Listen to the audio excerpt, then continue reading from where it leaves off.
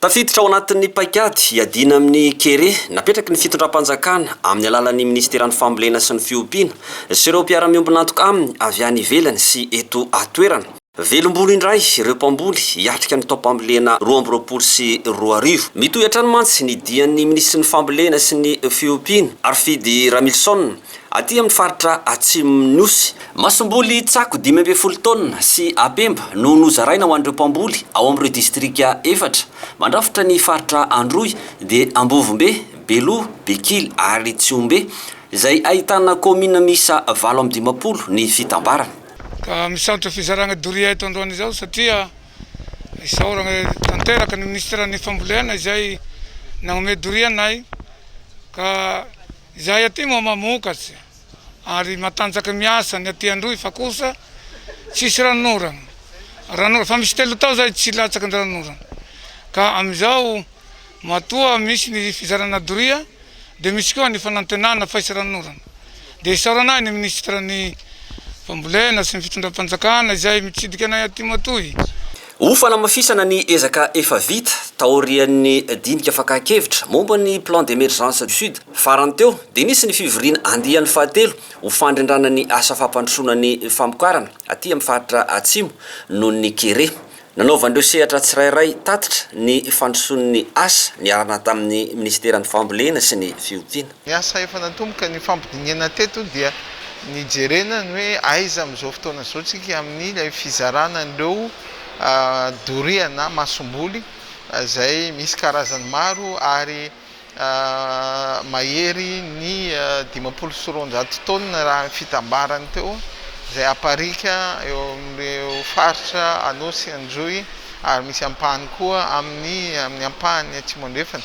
Ireo masomboly ireo dia tsy vitany hoe aparitaka amin'izao fa misy ireo mesure d'accompagnement.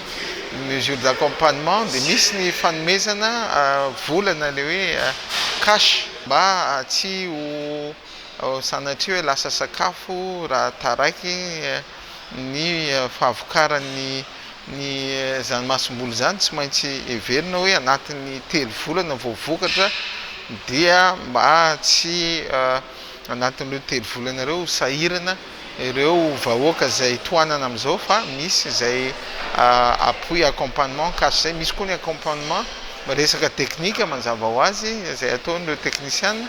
Misy ny accompagnement na ny fanohanana ny tohana mikasika ny rano hoentina manondraka an'ireo voly ireo indrindra moa raha sanatrika mitohy ny tsy fahampian'ny orana dia efa mijery ihany amin'ireo toerana izay ahafahana manana an'izany ireo lavadrano misy iarahana amin'ny UNICEF indrindrandrindra moa zany fametrahana lavadrano zany.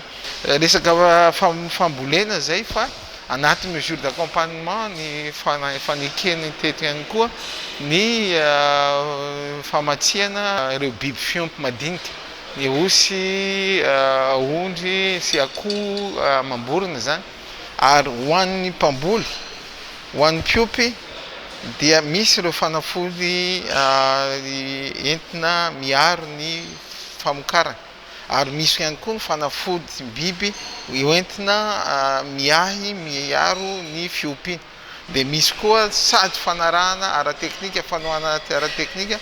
Izao hetsika ataontsika izao dia ezahina sady mametraka ihany koa ny mitsindry lavitra ny amin'ny hoe efa mba ho tafavoaka amin'izao reto vahoaka tantsaha toanantsika izao dia iroe verina iroso amin'izay tsika amin'ny fametrahana izay paikady maharitra hanan'izy ireo ny fahaleovantena tanteraka ara-tsakafo. Fa izay moa ny tanjona amin'izao dia ilay fanatrarana ny velona amin'ny fahasivy napetraky ny filoham-pirenena izay tsy maintsy asa mitohy zany no asa ataontsika izao aty amin'ny faritra atsimo mba aleo tena havita tena ireo vahoaka izay toanantsika amin'izao. Araka izany miroso hatrany amin'ny fikatsahana ny vahaolana maharitra amin'ny fiadiana amin'ny kere ny sehatra rehetra voakasika izany.